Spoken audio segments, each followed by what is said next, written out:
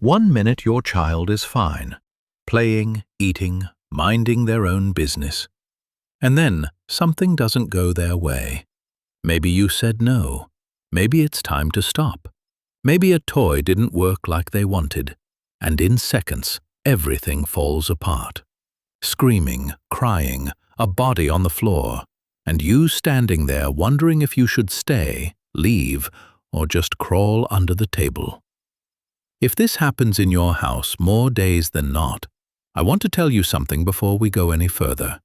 Your child isn't doing this to push your buttons, and you are not failing at this. There is a real reason this happens, and there is something practical you can do in the moment, before you've completely lost it too. Today we're going to talk about why some kids have such intense reactions to things that seem so small, what the most common mistake is that actually makes things worse without meaning to, and one first step you can use in the middle of the explosion itself. When a young child completely loses it over something that feels minor to you, that's not manipulation, and it's not a character flaw. What's happening is that the part of the brain responsible for slowing down, putting things in perspective, and calming itself down is genuinely not finished developing yet. It won't be for years. That regulation system is still under construction. What is fully online right now is the part of the brain that feels.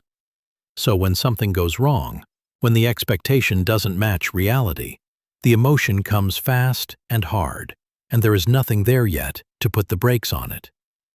Think about it this way. Imagine a huge wave rolling toward shore.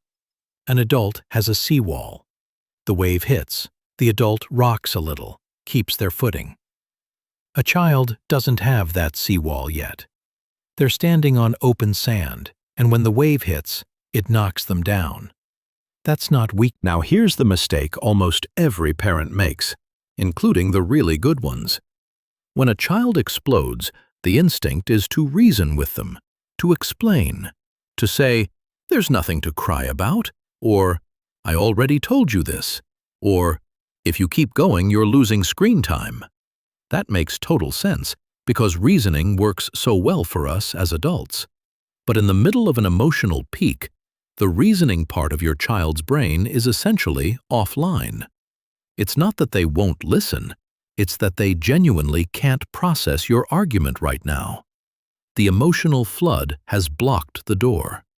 So the more you explain, negotiate, or threaten in that moment, the more overwhelmed they feel, and the louder everything gets. It's a bit like trying to give someone directions while they're underwater. You can see them, they can see you, but the message isn't getting through. So what do you do instead? Before any limit, before any there is one thing that comes first. Stay present without reacting. This doesn't mean ignore what's happening. It means stay close, breathe first, and don't add more intensity to an already full room. No matching their volume, no negotiating while the emotion is still climbing. Just calm, steady presence. Your nervous system communicating to theirs. You are safe. This moment will pass. I'm not going anywhere. That is genuinely harder than it sounds, especially when you're exhausted or when this is the 4th meltdown today. But it is what your child needs most in that moment, to know that the relationship is not in danger just because they're falling apart right now. Once you notice the intensity starting to drop, that's when you can actually do something. Get down to their level. Physically, kneel, crouch, sit on the floor, whatever puts you at their eye level. That one physical shift says everything before a single word leaves your mouth. Name what you see, calmly and briefly. Not a question, not a lecture, just a reflection. You're really frustrated right now. You wanted to keep going and you had to stop. That felt really unfair. One sentence, then stop. Let it land. After you name it, wait. Don't fill the silence. Silence after empathy does more work than 10 more sentences ever could. When they're a little calmer, offer one concrete thing. Not 3 choices, Not a negotiation, just one. Do you want some water? Want to step outside for a minute? A single, simple option gives them somewhere to put their attention. Stay calm even when they're still not. Your calm is the most powerful signal in the room. You don't have to feel nothing. You just have to be a little steadier than they are right now. And if there's a limit that isn't changing, hold it quietly. You don't have to repeat it 10 times or justify it more each time they push back. You can acknowledge the feeling and keep the limit at the same time. I hear you. That's still the answer. One more thing before we close.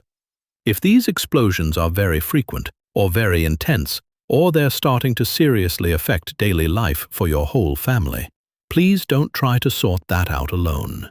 Talking to your pediatrician or a therapist who works with kids can give you a lot of clarity.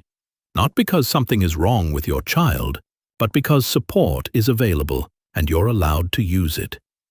What you can start today, without waiting for anything. Practice that one first move. Breathe first. Let the wave move through. It won't go perfectly every time. Some days you'll lose it too, and that's okay.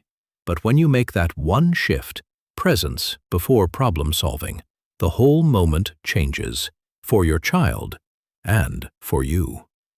If this helped, hit like and subscribe for more practical parenting tools every week.